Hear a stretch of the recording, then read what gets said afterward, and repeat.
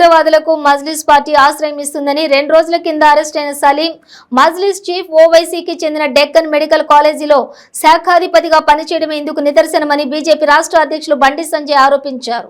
2016 జూలైలో అరెస్ట్ అయిన ISIS ఉగ్రవాదులకు bail ఇప్పిస్తానని న్యాయ పోరాటం చేస్తానని ఓవైసీ అప్పట్లో ప్రకటన చేసిందన్నారు. ఇంత జరుగుతున్న సీఎం కేసీఆర్ దీనిపై ఎందుకు సమీక్ష చేయడం లేదని ప్రశ్నించారు.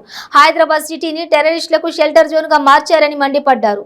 బుధవారం బీజేపీ స్టేట్ ఆఫీసులో సంజయ్ మీడియాతో మాట్లాడారు. ఓటు బ్యాంకు కోసం అధికారం కోసం మజ్లిస్ తో బీఆర్ఎస్ కాంగ్రెస్ అంటకాగుతున్నాయని దుయ్యబట్టారు. దేశంలో విధ్వంసం సృష్టించే ప్రయత్నం చేసినటువంటి పిఎఫ్ఐ లాంటి సంస్థల మీద నిషేధం ఎత్తేస్తున్నారు మేనిఫెస్టోలో.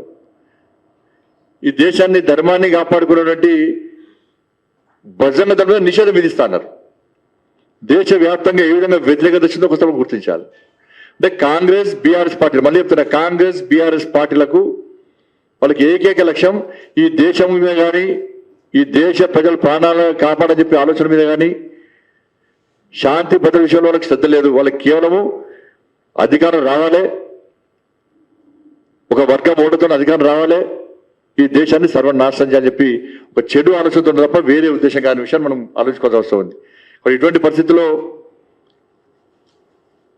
రాష్ట్ర ముఖ్యమంత్రి ఈ విషయంలో ప్రత్యేక శ్రద్ధ వహించాలి. దీన్ని రాజకీయ కోణంతో చూడకుండా ఉగ్రవాదాన్ని ఉగ్రవాదంగానే ఈ రాష్ట్ర ప్రజలను కాపాడాల్సిన బాధ్యత రాష్ట్ర ముఖ్యమంత్రి మీద ఉంది.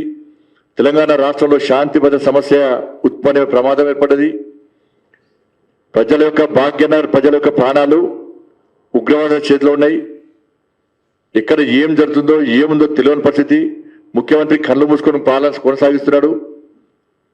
కనీసం ఏ వర్గం గురించి ఎవరి గురించి ఏ సమస్య గురించి పట్టించుకునేటువంటి పాపాన పోతలేడు.